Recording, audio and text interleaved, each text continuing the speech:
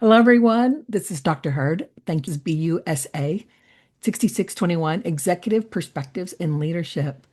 And today we're going to talk about self-awareness and blind spot management, but we're also in for a treat because one of my most favorite executive coaches is none other than Rhonda Lawrencell of Pure Leadership, their founder and CEO. Rhonda has been instrumental in many executives' lives and careers through her professional guidance and mentorship to them. But before I say more about her, I want to have her talk about herself. Rhonda, welcome to our podcast. Thank you, Debbie. So good to be here. I'm so glad that you can join us.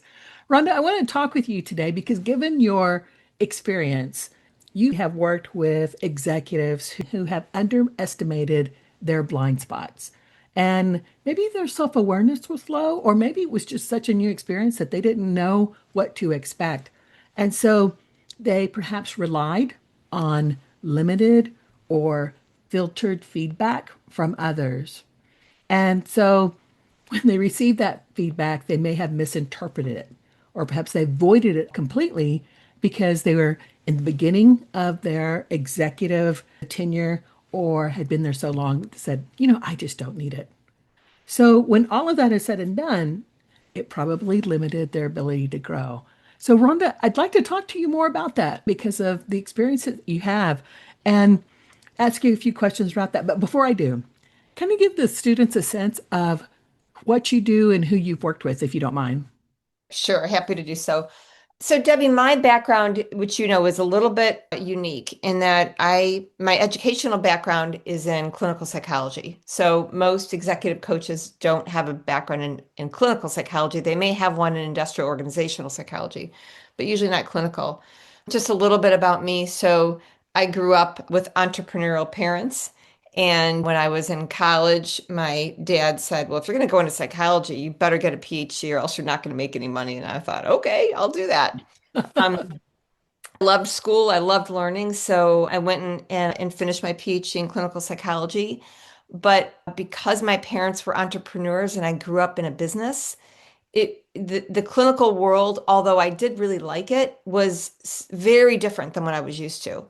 And so I wanted to move into consulting and using psychology in business. And so that started my career, from the very beginning. I was a clinician part-time, I was a consultant full-time, and then I got married and had kids, and it's kind of hard to be everything to everybody. So I gave up the clinical work and now it's been 25 years. So it's been a while. I don't practice clinically anymore, but I use a lot of the foundations of what I learned in that program in my coaching today. So when you talk about blind spots, for example, I probably think about them in a little bit of a different way than most. So let me just pause there. Anything else that would be helpful for you to know about me and my background?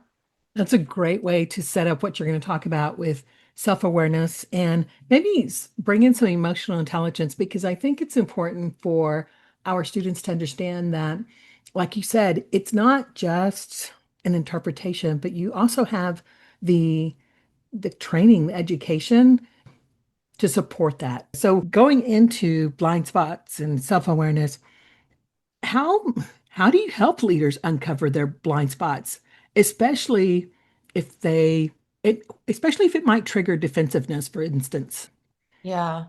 Defensiveness or indifference. I mean, sometimes Yes. I get indifference, like whatever. I know I'm like that, but that's fine. I don't really care. It's what you need to do in order to run the business. Yes. Those kinds of, responses.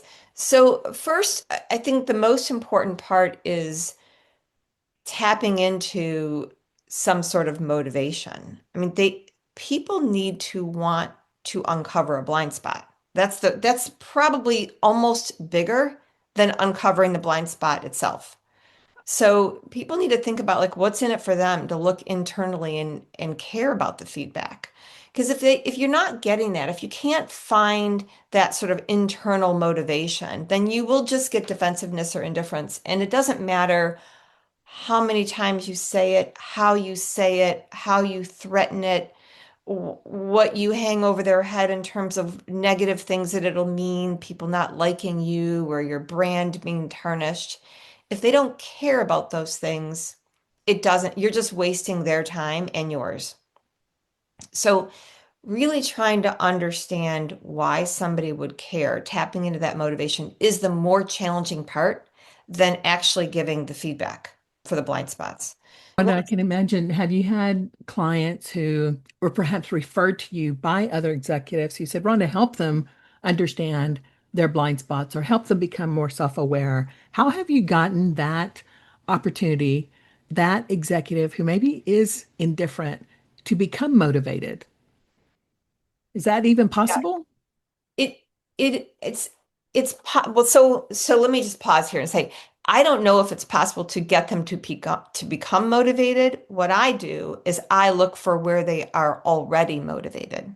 And so that's a bit of an exploration. So I always start off with just getting to know the person. Tell me about you, what's important about you, what do you love to do, what's important to you in terms of your career, what does success look like? People define success in lots of different ways. For some, success looks like a role. It looks like impact in the organization. It could look like money. It could look like a good brand. And so I spend a lot of time really trying to hone in on what does that mean for you? What does success look like for you? And I just don't stop at the first question. And there's kind of a psychology trick, which is you ask the question 3 times. You can ask it slightly different so you don't look odd, but like, so what does success look like? And then they tell you a surface level answer. Tell me more. And they go a little deeper. What else? And then they go even deeper. So at the end of the day, what's most important? And then that's 4 times. So they'll give you each time they're getting more and more refined in terms of their answer and a little deeper. And that is the hook.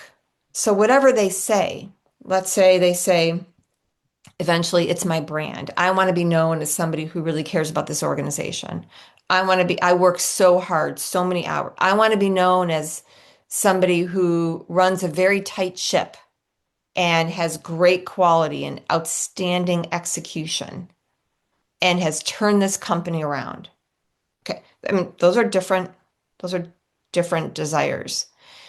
Whatever they give us, that is the hook that then you can say, okay, let's gather some feedback.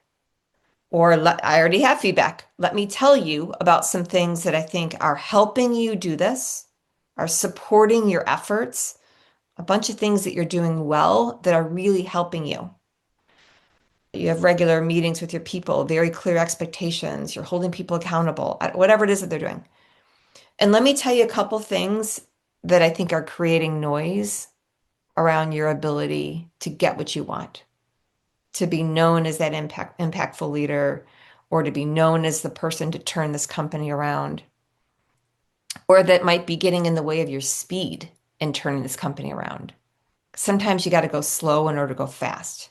You're going so fast that you're not bringing people with you. And then actually you're going slow in the end. So we gotta go at the fastest clip possible while still bringing people with you. That is, that's amazing. When I think about, I may not want to listen to you tell me what I don't know or what people are telling me I should be doing because I don't see it. But you're tapping into the motivation, the things that matter to me to get me there. I've got to remember that. And you mentioned the 3 question why. And so I think of it as a tool that you use, but what are other tools or assessments maybe that you find to be most effective with executives for them to have to strengthen that self-awareness and or kind of mitigate blind spot? Yeah. Well, I mean, there's very practical or pragmatic tools out there like assessments. There's a million assessments in the market, and there's some that are more what I would consider light and polite, like Myers-Briggs or DISC, or there's a number of tools out there. There's some color tools that there really aren't any right or wrong answers.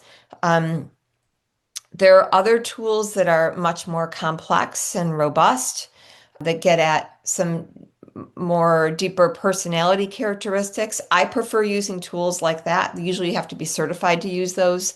Um, those tools will also, the makers will also say that there are no right or wrong answers, but I will tell you there are definitely some better profiles. So, for example, if somebody scores high on dominance, that in itself doesn't mean anything. They could be a great leader and have a strong dominant personality. But if they score high on dominance and they score low on sensitivity to others, and they score high on riskiness, and they score low on being kind of socially appropriate, well, and low on empathy. I mean, that's kind of the profile of a bully, right? So we don't want that.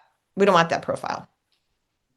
So there's assessments that you can do, and then what I often rely on, and I believe after using a number of tools at this point in my career that probably the best tool is interviewing people, key stakeholders around the person, and gathering live data, live feedback, asking very broad questions. This is a tool, interviews like this, it's called Interview Live 360s or interview-based 360s. I call them key stakeholder interviews, where I interview a handful of people, no more than 7 or 8 or 9. People do these in all sorts of different ways. A lot of coaches will use questions that are already thought out about, like, give me some feedback on how he communicates, or how does she develop direct reports, or how does she lead in terms of her strategic thinking. Again, relying back on my psychology background, I don't do any of that. I find it to be less helpful because it can lead the person. And I would rather just ask, as you think about Sarah, or as you think about Joe, what are the things that Joe is doing that is creating a significant impact, positive impact in this business? What are some things that Joe could do differently to be even more impactful? Those are some loaded questions. The second one is getting at, what is he not doing that he should be doing? What is he doing wrong?